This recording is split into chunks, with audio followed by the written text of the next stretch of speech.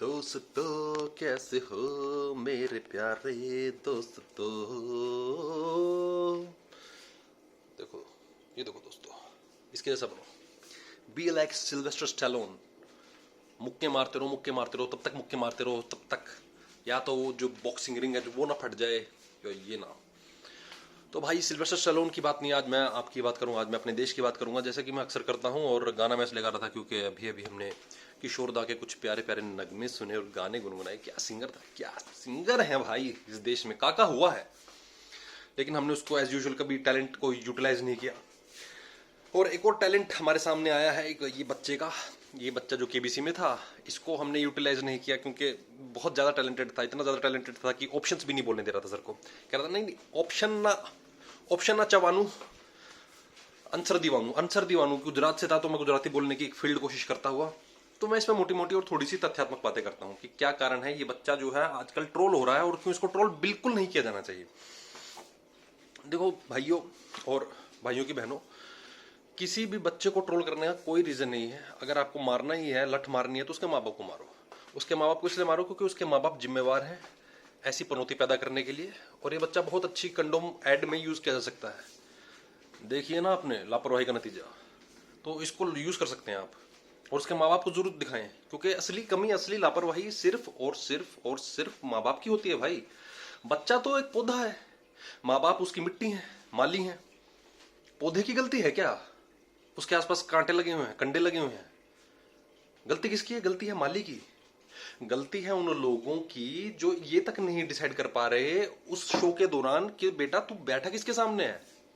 Teacher नहीं, principal नहीं, अमिताभ बच्चन के सामने बैठा है तू। अमिताभ बच्चन, अब मैं क्या डिफाइन करूं उस आदमी को? वो इस धरती के हर देश के राष्ट्राध्यक्ष के साथ हाथ मिला चुका है। हर राष्ट्राध्यक्ष उसके साथ हाथ मिलाना चाहता है, फोटो खिंचवाना चाहता है। वो उस लेवल का आदमी है। एक स्टारडम की बात नहीं कर रहा हूं मैं, आइकोनोग्राफी की बात नहीं कर रहा हूं, लेकिन इज्जत एक आदमी समय के साथ कमाता है। और कुछ विवादों को छोड़कर अगर आपको इज्जत नहीं करनी तो थोड़ी सी इस बात की ही इज्जत कर लीजिए कि आदमी बहुत ही आराम से और नम्र और बहुत ही हम्बल तरीके से आपसे बात करता है। कम से कम एक इंसान एक नॉर्मल मर्यादा में जिस तरह से बात करता है आपको उस तरह से बात करनी चाहिए। उस आदमी की कोई भी आइडियोलॉजी हो, कुछ भी, और तुम्हारी तो औकात भी नहीं आइडियोलॉजी तय करने की 15 साल की उम्र में। तो इस बच्चे के साथ मेरे अकॉर्डिंग तो बेल्ट ट्रीटमेंट सबसे पहले बनता है क्योंकि इस बच्चे को थोड़ा सा हम्बल डाउन करने की जरूरत है। और मैं एक्चुअल में पिटाई की बात कर रहा हूँ। पिटाई इतनी बुरी बात नहीं क्योंकि बच्चा ऑलरेडी ढीठ है। और एक और बीमारी की तरफ मैं आपको इसमें बताना चाहता हूँ, इस बच्चे को जो है वो है नार्सिज्म की बीमारी। ये बहुत सारे सरकारी अंकलों को आपको मिलेगी, बहुत से आपके ऐसे पड़ोसियों और रिश्तेदारों में आपको मिल सकती है जो कि नार्सिज्म का शिकार है। नार्सिज्म दरअसल, नार्सिस एक राजकुमार था और कथा के अनुसार अपने आप से इतना प्रेम करता था, इतना उसको खुद में इतना आत्ममुग्ध आदमी था वो, कि कोई किशोरी या कोई लड़की भी जब उसे प्रेम प्रस्ताव भेजती थी, कोई शादी का प्रस्ताव भेजती थी, उसे भी वो दरकिनार कर देता था। कहता था कि तुमसे क्यों शादी करूं, मैं हूं, मेरा चेहरा देखो, मेरा बॉडी देखो यार, देखो मुझे यार। तो वहां से नार्सिज्म का एक उत्पत्ति हुई। और नार्सिज्म का एक और कहानी बहुत ही मशहूर है कि यही नार्सिस जो राजकुमार था, ये नदी में, झील में देख रहा था, अपना चेहरा देख रहा था, और अपना चेहरा देखते देखते, उसकी रिफ्लेक्शन देखते देखते वो इतना आत्ममुग्ध हो गया कि उसी को देखते देखते उसी में डूब गया, उसी झील में डूब गया। तो ये एक बहुत ही बड़ी त्रासदी थी नार्सिज्म की। नार्सिज्म कैसे आपको डुबो देता है, ये बच्चा उसका एक प्राइम एग्जांपल है। क्योंकि बच्चा बहुत आत्ममुग्ध था, उनको ऑप्शन भी नहीं बोलने दे रहा था। सर लोग करो, सर 4 बार लोग करो, 40 बार लोग करो, ये बोल के वो खुद भी डूब गया। अमिताभ बच्चन तो अमिताभ बच्चन का क्या उखाड़ लेगा वो। अमिताभ बच्चन ने बहुत ही ग्रेसफुली उसको हैंडल किया, जैसे उसको ग्रेसफुल हैंडल किया जाना चाहिए था इतनी पब्लिक के बीच में। हालांकि कोई और होता, अपने जैसा होता तो बहुत लगाता, एक चांटा तो पक्का लगाता मैं। नीचे उतर, एक लगाया चांटा, सेट हो गया। माँ बाप कुछ भी कहें, माँ बाप को बताना चाहिए कि आपको बात करने का तरीका अपने बच्चों को सिखाना चाहिए, बिल्कुल सिखाना चाहिए। मैं ये नहीं कह रहा हूँ बच्चों को बिल्कुल ही बांध के रखो, जकड़ के रखो, कंट्रोल करो उनको, एक कंट्रोलिंग मैनेस बन जाओ या हेलीकॉप्टर पेरेंटिंग करो। लेकिन अगर बच्चा इतना बदतमीज है और इतना ज्यादा उसको आत्ममुग्धता से भरा हुआ है तो उसको बिल्कुल पिटाई बनती है उसकी। एक चांटा रख के रखना चाहिए ताकि कम से कम उसका दिमाग ठिकाने पे आए, तुम कहाँ गलत हो रहे हो। और नार्सिज्म इस बच्चे की नहीं, ये पूरी जनरेशन की अगर आप देखें, आजकल के जो बच्चे हैं ये सबको बीमारी है, ये हर बच्चे की बीमारी है नार्सिज्म। दरअसल चक्कर क्या है, हेलीकॉप्टर पेरेंटिंग की जो मैं बात कर रहा था, बहुत सारे लोग जिसमें माँ बाप शामिल हैं, जिसमें उसके दादा दादी, उसके नाना नानी, उसके चाचा फूफा, मामा मामी, तो ये मामा मम्मी आ गए, क्योंकि एक बच्चा है भाई, ज्यादा ज्यादा 2 हो गए।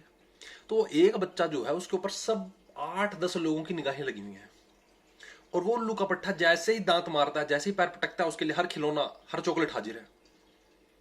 तो उसको ऐसे स्पेशल फील किया जाता है उसके बर्थडे पर कि भाई तुम जैसा कुछ है ही नहीं। उसका बर्थडे ना वो पता नहीं क्या हो गया, मतलब नेशनल हॉलिडे हो गया।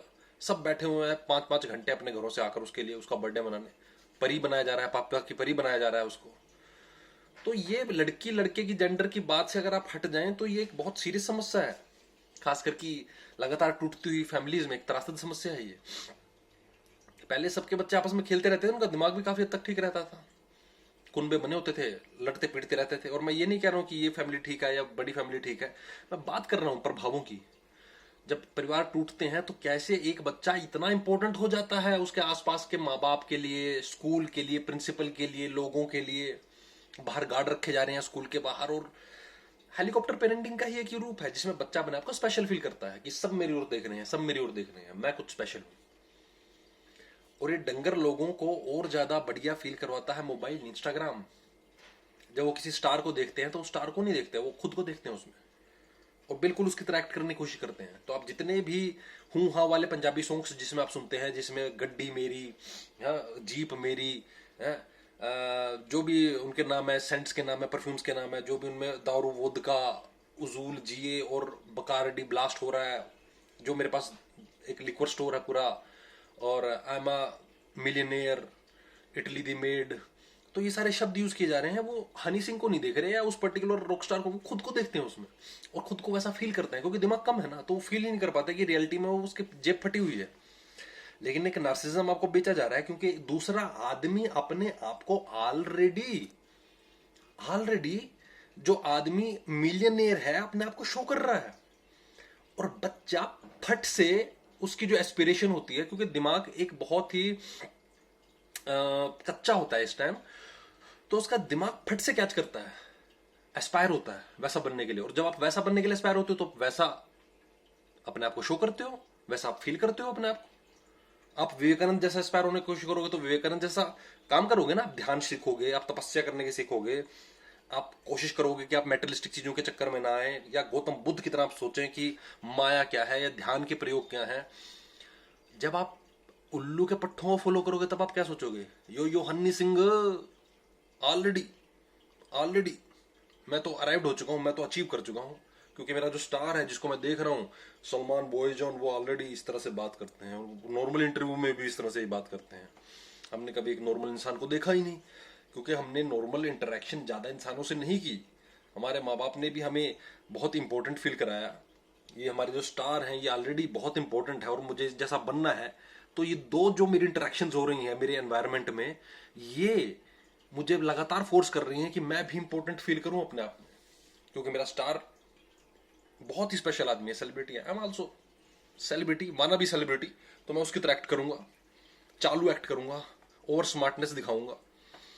तो ये सब चीजें हैं जो उस कच्चे दिमाग में घर कर रही हैं लगातार, और उसका कच्चा दिमाग इस चीज को पकड़ने में सक्षम नहीं हुआ अभी कि भाई बहुत सी चीजें तुझे जो मिल गई हैं ना, वो इस देश के करोड़ों बच्चों को तरस रहे हैं वो इस चीज के लिए। तो ये जो चीज है इसको जो टेकन फॉर ग्रांटेड ले रहा है, have some gratitude for it, धन्यवाद जिसको बोलते हैं। ये माँ बाप का दोष है, ये करंट जनरेशन का दोस्त है। 10 साल से पहले अगर आप मोबाइल बच्चे को पकड़ा रहे हैं तो आप बहुत ही ज्यादा, मैं कहूंगा, घटिया माँ बाप हैं और आप अपने बच्चे का नुकसान कर रहे हैं। मोबाइल में ऐसा कुछ नहीं है जो वो बच्चे को दे सके। एक पेड़ पे लटकना, अमरूद के पेड़ अमरूद तोड़ना, जामुन तोड़ना, आम तोड़ना, गिलहरी के पीछे भागना, खरगोश को अपने बाहों में पकड़ना, छोटे छोटे कुत्ते के बच्चों के साथ खेलना, घर घर खेलना, रेत में खेलना, पहाड़ पर चढ़ना और उतरना, मुंह में डालकर नदी में पानी पीना, तितली के पीछे भागना, नदी के पीछे नहा धोकर आराम से बैठना बिना किसी चिंता के, सूखी उबलती हुई पत्तियों की चाय पीना।